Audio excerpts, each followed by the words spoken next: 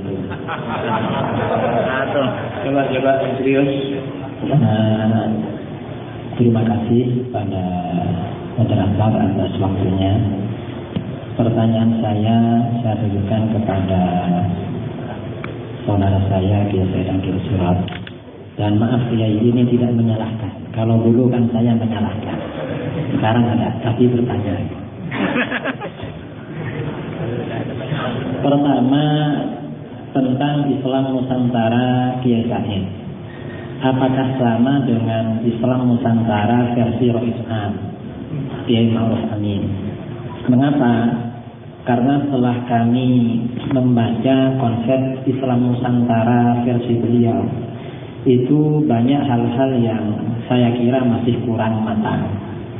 Misalnya seperti membuat statement di situ, Islam Nusantara versi beliau adalah Islam yang tidak jumud, yang kontekstual, yang tidak tekstual.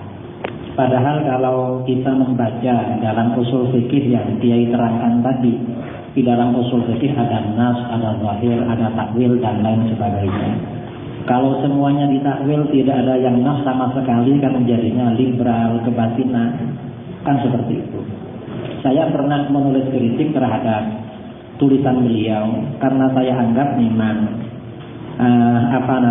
Islam Nusantara versi beliau banyak menimbulkan pertanyaan, tidak sesuai dengan konsep usuluddin maupun usul fikih yang kita terima dari masyayikh di pesantren.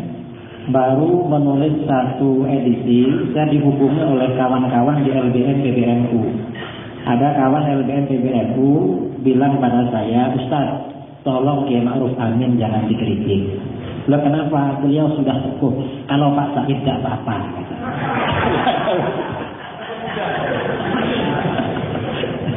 Akhirnya saya tidak jadi melanjutkan, padahal kritik saya baru satu edisi. Pak Said saja kalau mau kritik tidak apa-apa. Akhirnya tidak saya teruskan. Itu yang pertama. Kemudian yang kedua, tadi saya mendengarkan ceramah Kiai. Saya kira itu sangat bagus. Walaupun saya memang berjanji tidak akan menyalahkan. Sebenarnya ya kalau disalahkan banyak juga tadi salahnya. Tapi tidak akan saya sampaikan, yang penasaran biar tanya ke saya. Cuma mengapa yang diceramahkan tadi itu tidak pernah ditulis di dalam buku? Justru yang ditulis di dalam buku atas nama Kiai. Dan dulu saya pernah tabayun di Tulangan tahun 2009 menjelang muktamar. Dan Kiai mengakui bahwa itu tulisan antum, dan ternyata setelah itu masih diterbitkan lagi buku berjudul Tasawuf sebagai Kritik Sosial, mengedepankan Islam sebagai inspirasi bukan aspirasi. Nah, di dalam buku ini misalnya pada halaman 84 itu dikatakan, patut dikatakan semuanya Syiah, Mu'tazilah, Asy'ariyah, Maturidiyah adalah Ahlus Sunnah. Jadi Syiah itu katanya Ahlus Sunnah, bukan di sini tidak ada menyinggung Syiah itu aliran sesat, malah dikatakan Ahlus Sunnah. Padahal Hadratus Syekh pendiri Nahdlatul Ulama Kiai Hasyim Asy'ari di dalam banyak bukunya menegaskan Syiah itu termasuk aliran sesat. Jadi termasuk firqatul dhalah. Kemudian pertanyaan yang kedua, dalam buku yang sama, ini maksudnya apa? Bahwa kata Kiai, hakikat keimanan mencakup berbagai macam keyakinan dan kepercayaan. Percaya kepada patung, kepada berhala, kepada Konghucu, itu adalah hakikat keimanan. Padahal kata Habib Abu Bakar tadi, yang dinamakan hakikat keimanan itu, ketika malaikat Jibril bertanya, mal iman antu minagillah wa malaikatihi ila akhiril hadis. Yang dimaksud itu bukan semua kepercayaan. Apakah ini berarti termasuk sinkritisme? Artinya membenarkan terhadap semua agama. Kalau ini termasuk membenarkan terhadap semua agama, na'udzubillah min dzalik, di dalam kitab fikih, di dalam kitab surat membenarkan semua agama, itu termasuk ajaran yang menyimpang, yang dianggap keluar dari Islam. Kemudian di dalam buku ini juga menafikan ukhuwah Islamiyah. Karena yang penting itu ukhuwah imaniyah, persaudaraan antar umat beriman, umat Islam, Konghucu, Buddha, itu persaudaraan. Sedangkan ukhuwah Islamiyah katanya tidak ada. Al-Quran tidak menekankan adanya ukhuwah Islamiyah. Padahal di dalam Al-Quran dan hadis tentang ukhuwah Islamiyah itu ada. Dan saya kira tidak perlu kita terangkan ayat-ayatnya di sini tentang ukhuwah Islamiyah. Nah, kalau ukhuwah Islamiyah ini dikatakan tidak ada, padahal di dalam Al-Quran, di dalam kitab-kitab hadis itu ada. Ini apa tidak termasuk nafa ma asbatahul Quran? Kalau termasuk nafa ma asbatahul Quran atau asbata ma nafahul Quran di dalam kitab Sulamut Taufik, saya kira kitab Sulam Taufik bukan kitab radikal.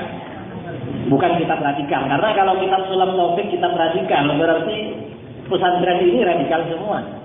Di dalam kitab Sulam Taufik dan kitab-kitab yang sama, orang yang meniadakan apa yang ada di dalam Al-Quran itu termasuk dikategorikan murtad.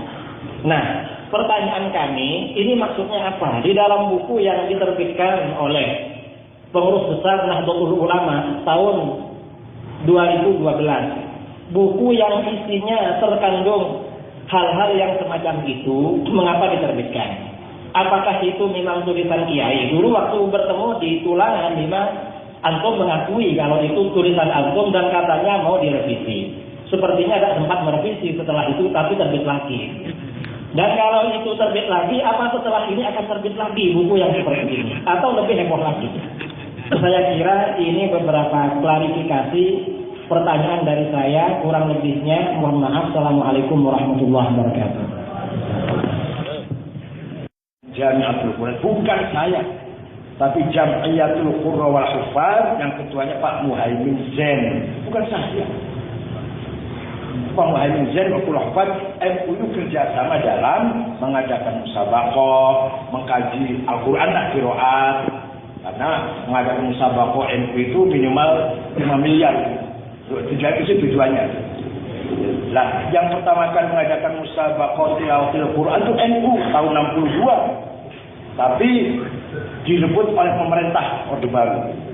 Karena yang pertama kali yang saudara-saudara di Bandung itu NU melahirkan Kiai Basori Alwi, juaranya itu Kiai Basori Alwi, Kiai Nu'man Zaid Buntar dan Kiai Abdul Aziz Muslim Iqbal. Itu pertama kali ada MTQ di Indonesia itu. Yang dikirim terjadi. Dikirim ke mana? Ke Iran tadi. Yang mengirimkan wah ini. Yang dikirim terjadi. Karena saya nggak benar itu. Yang MU itu silakan tanya pada Pak Muhaimin Zain. Yang MU itu Jamiatul Quran, bukan saya. Kalau yang mengirim nih, kalau jadi terbuka sekali nggak apa-apa ya, nggak apa-apa ya. Saya buka jam kan. Yang mengirim mahasiswa ke Iran itu Pak Hashim, bukan saya. Periode saya sama sekali nggak pernah mengirim mahasiswa ke Iran. Wallahi nggak pernah. Yang bekerja sama dengan Iran itu Pak Hashim. Seminar sampai 3 kali dengan kedutaan Iran. Yang datang Presiden Ahmadinejad di PBB itu Pak Hashim. Waktu periode Pak Hashim bukan saya. Hadirlah Presiden Ahmadinejad ke masuk PBNU. Bukan periode saya, bukan. Kalau periode saya kemarin saya sekali pun nggak pernah berkunjung ke Iran. Nggak pernah mengirimkan juga ke Iran. Apa? Nggak pernah mengirimkan. Nggak pernah. Yang lebih jelas ya. Silakan tanya, silakan bicara. Yang berangkat ke sana itu 3 orang ya, 3 mahasiswa S2 itu ketika periode Pak Hashim, bukan periode saya. Dan yang 1000 ini 1000 orang kabarnya sama sekali nggak pernah sama sekali. Apalagi 1000 orang, 1 orang nggak pernah. Nah, kalau sama sekali jangan pernah. Biar berajar. Ya, mengenai paham liberal, menang liberal. Selama orang itu masih mengikatkan diri dengan Quran, hadis, aqwalul ulama, tidak liberal. Ya kalau ngomong selalu qala Ghazali, qala Asy'ari, qala Abu Qasim Al-Junaidi Al-Baghdadi, qala Bahashim Asy'ari, pasti liberal. Liberal itu kalau sudah sama sekali menafikan nas, gak pernah berdasarkan Quran, nganggap remeh dan hadis, nganggap remeh kepada akal ulama, liberal baru. Misalnya hari kamu ngomong pasti qala Ghazali, qala Asy'ari dan seterusnya lah. Qala Bahashim Asy'ari, gak mungkin liberal. Sudah. Kemudian tidak benar. Tanda tangan saya nggak begini, tanda tangan saya nggak benar. Saya tahu, tapi saya nggak pernah jawab. Nanti orang akan tahu sendiri lah. Dari awal saya tahu sudah, tapi nggak pernah saya jawab. Oke. Masalah apa? Terutama masalah jenggot dan jilbab sebagai budaya. Imam Abi Abdurrahman Ibnul Jauzi, kitabnya Akhbarul Hamqa wal Mughaffalin, halaman 19. Wa min alamatil humqi tulul lihyah. Ada kitabnya Ibnu Jauzi. Qala Ahmad bin Qais min at-tabi'in, qala Ibnu Sirin min at-tabi'in. Muawiyah pernah dikritik oleh orang. Apa jawabnya? Alah, nggak usah ngetik saya tahu kamu goblok. Kau tahu saya goblok dari jenggotmu yang panjang. Muawiyah. Nah, kalau Ibnu Sirin mengatakan semakin panjang jenggot semakin besar goblokan. Ibnu Sirin. Tapi sebatas kau betul. Pidato saya itu di PKB. PKB nggak ada Maulid Nabi, saya yang ceramah. Ada tulisannya itu. Kecuali jenggotnya Sayyid Muhammad bin Ali Al-Maliki. Beliau berjenggot tapi hafal Quran, hafal hadis, alim, itu saya hormat. Kalau hanya jenggot tapi nggak berilmu, saya tidak hormat. Maksud bukan ke kiai-kiai itu, bukan sana maksudnya. Maksudnya enggak. Kenapa nggak lebih jelas saja Kiai supaya nggak terjadi kontroversi yang harus dilakukan? Karena antum ini adalah pemimpin Nahdlatul Ulama. Tapi waktu itu nuansanya paham orang. Yang hadir waktu itu paham. Ya buktinya. Karena dipotong. Kalau yang dengar waktu itu hadir paham siapa yang saya tuju. Nah, yang kita harapkan antum kaji lagi membuatkan pembicaraan tadi itu sekiranya semuanya akan paham dan tidak ada kontroversi, kasihan mereka. Ya, jadi pertama ada kitabnya, pertama itu Ibnu Jauzi, Akhbarul Hamqa wal Mughaffalin, halaman 19 sampai 21. Yang kedua ada tulisannya pidato saya itu, kecuali Sayyid Muhammad bin Al-Maliki maksudnya pernah begini. Berjenggot tapi alim, saya hormat betul ini. Jadi nuansa waktu saya pidato orang paham. Tapi setelah masuk YouTube dipotong, jadi orang nggak paham. Kalau nuansa siapa yang saya tuju orang paham, hadir paham, pasti siapa yang paham, nuansanya paham. Bukan hanya jenggot tapi ilmu itu. Kemudian kebanyakan ulama tidak mendukung saya. Ya, apa ya? Kalau setahu saya ahli halul akil Mbah Maimun, Kiai Nawawi, apa? Jilbab produk budaya. Jilbab adalah budaya. Jilbab itu di Saudi. Karena asal jilbab itu kan bukan jilbab cadar maksudnya, bukan jilbab cadar yang ditirai itu, yang lebih muka rapat. Itu budaya itu. Nah, di Saudi Arabia itu orang perempuan tutup muka. Walaupun orangnya nenek-nenek kulit hitam tak kuning, tutup mukanya. Ngapain gitu? Mau dibuka pun saya nggak tertarik kok. Artinya apa? Ini budaya. Anda berbicara di muka kiai-kiai. Kalau bicara budaya, kemudian mereka punya dalil dan baca kitab bahwa itu ada di dalam kitab-kitab tafsir. Ada iya, menutup wajah.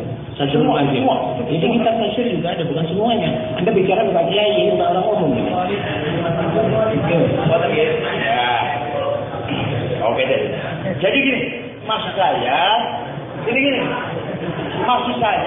jangan hanya sadar berislam itu bukan hanya aksesoris, tapi yang penting akhlaknya mulia, pejabat tidak korupsi, kita semua juga jujur, amanah, itu yang paling penting. Bersadar tapi hatinya takabur, berjenggot hatinya hasud, dengki, adawa, bangkok, percuma itu. Tidak bersadar, sombong lebih jahat lagi. Nah, maksud saya begini, ucapan-ucapan demikian ini perlu dikoreksi, bukan untuk menjatuhkan. Sekali lagi, pakai hati yang baik, pakai niat yang baik. Ini boleh Anda utarakan bukan untuk menjatuhkan, tapi kita berharap untuk masa depan. Sekarang begini habis. Kalau cadar dibesar-besarkan, kalau ibu-ibu nyai kita kan nggak pakai cadar, ibu nyai. Syariat jangan pakai begitu istilahnya. Nggak pakai istilah itu begitu, jangan. Itu berarti menjelekan punyai, jangan. Jangan. Makanya mengatakan cadar itu istilah jangan begitu, pakai gitu. Kita itu harus Sunnah wal Jamaah. Yang paling penting Silakan bercadar, tapi jangan mengaku paling Islam. Ya betul. Silakan berjenggot, jangan mengaku paling baik. Setuju. Yang tidak berjenggot pun banyak yang baik. Ya. Kalau masalah kebanyakan kiai nggak setuju saja. Yang saya maksud kiai sepuh itu Kiai Nawawi, Bang Maimun, Kiai Maktum, Guru Samsi Baco, Kiai Amr Mansur, Kiai Maktum Babakan Ciwaringin Cirebon, Kiai Rahman Martapura Banjarmasin, Kiai Marbun dari Sumatera Utara. Nggak ada tuh yang nggak setuju saya, nggak ada tuh. Yang Kiai sepuh nggak ada tuh. Kita kalau ada Kiai sepuh saya nggak dengar. Kita nggak usah begitulah. Kita nggak usah begitu. Kita nggak setuju atau tidak. Udah takdirnya kita ketua PBNU adalah Kiai Said Agil Siraj. Kita akan dukung ketika dalam hak gitu ya. Ketika tidak benar, ya kita arahkan kepada jalur yang benar. Ya, bukan berarti yang menjadikan. Satu taufik. Saya harus begitu. Iya. Ini silakan. Silakan. Saya ingin pertemuan ini akan memberikan maslahat. Saya tidak akan bicara yang sudah-sudah. Allah amma salah. Kalau sekiranya yang dulu silakan mudah-mudahan diampuni oleh Allah. Mari kita bicara yang akan datang. Saya mohon dengan hormat kepada Kiai Said Agil Siraj, khususnya bahkan semua kiai maha baik. Mari kita mengikuti Rasulullah. Kata Rasulullah fitnah ini sudah tidur, jangan dibangunkan lagi. Apa artinya? Mohon dengan hormat semua saja, termasuk saya sendiri, jangan sok mengeluarkan satu sekat kembali atau apa saja pernyataan yang akan menimbulkan fitnah, yang menjadikan miskin pada orang lain. Mari kita angkat. Jangan semua yang ada di kitab dikeluarkan. Memang kadang-kadang ada di kitab dikeluarkan jadi fitnah luar. Oleh karena itu, ada sebagian ilmu yang tidak boleh disampaikan itu asal. Sampai salah seorang ulama mengatakan kalau kamu sampaikan kamu dibunuh oleh orang. Ini yang saya maksudkan. Terutama seperti Kiai Said Agil. Betul apa yang diceramakan tadi. Uhibbu hubban jamma. Apa yang disampaikan tadi setuju 100%. Tolong nanti kalau ada apa-apa lagi begitulah. Ingat-ingat bicara di sebelah kiri mari kita ulang. Jangan mengeluarkan apa-apa yang menimbulkan pertanyaan. Maaf, jenggot orang yang sudah melihat jenggot itu, ini sunnatul Rasul. Wasilah mencukur ini haram. Wasilah wakil. Cuma hal-hal semacam itu tidak usah disampaikan. Terutama sebagai seorang pemimpin, nanti geger umat ini. Ini harapan saya. Yang sudah lah biar jangan diungkit-ungkit lagi. Allah amma salah. Cuma yang akan datang saja kita. Terima kasih. Bimbingan dari Kiai Said. Kira itu ada yang perlu dibicarakan satu mungkin? Ada pertanyaannya tentang konfirmasi tentang buku tasawuf sebagai kritik. Kiai Islam Nusantara. Kiai Kusromli Islam Nusantara itu gagasan saya tema muktamar dan disetujui oleh rapat gabungan antara para surya dan para pimpinan Tanzania. Setuju tema itu. Yang punya ide saya memperkokoh Islam Nusantara sebagai peradaban Indonesia dan dunia. Tema muktamar kan begitu. Itu melalui rapat. Bukan saya sendirian, memang ide dari saya. Tapi rapat memutuskan, kayak Subazar rawuh juga, kayak Kapabi juga rawuh, setuju temanya itu. Melihat keadaan Islam di luar sana, seperti yang kita lihat itu, maka masih ada Islam yang tidak seperti itu. Majelis Islam yang santun, yang ramah, yang toleran, yaitu Islamnya masyarakat Nusantara, Indonesia, Malaysia, yang tidak seperti. Nah, disalahpahami bahwa saya anti Arab, naudzubillah. Ya. Saya senang bahasa Arab, saya senang lagu Arab, saya senang lagu Arab, saya senang banget tuh lagu Barat saya nggak senang malah. Lagu dangdut saya nggak senang, lagu Arab saya senang. Ya nggak mungkin dong saya nggak senang Arab. Hanya keadaan kacau di sana. Image-nya adalah Islam pasti seperti mereka, seperti Arab itu, seperti di Irak, di Suriah, di Yaman, di Libya. Padahal masih ada Islam yang ramah, yang santun, yaitu Islamnya penduduk Nusantara di sini, termasuk Indonesia. Islam yang menghargai perbedaan, menghargai toleransi dengan semua yang ada di Nusantara ini. Berarti sudah terjawab ya. Jadi kita yang menyatakan Nusantara Arab adalah untuk karena benci Arab ya. Sudah terjawab. Cuma yang kita harapkan ya jangan pakai nama yang baru kalau bisa, bukan Islam Nusantara tapi Islam Ahlus Sunnah wal Jamaah, karena Islam Ahlus Sunnah wal Jamaah juga tidak keras seperti mereka.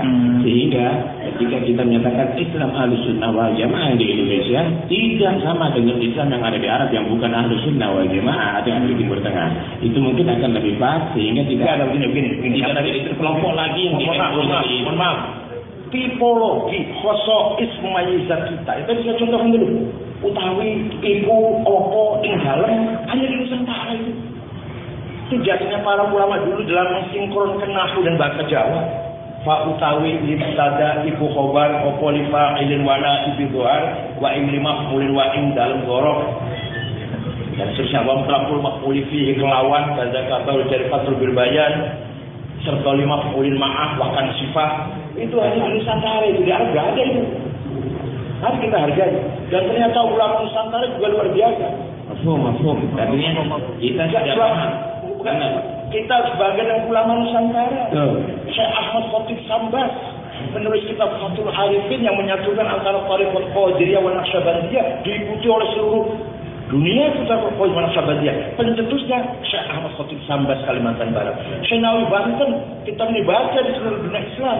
Syekh Ihsan Jampes Sirajul Thalibin dibaca di negara Mali, Afrika Barat. Saya waktu ke sana ada pengajian orang tua-tua di masjid di kota Tembako membaca Sirajul Thalibin. Saya tanya karangannya siapa itu, bilang karangannya Ihsan bin Dahlan Al-Qadiri. Bukan Al-Qadiri, Kediri itu Jampes.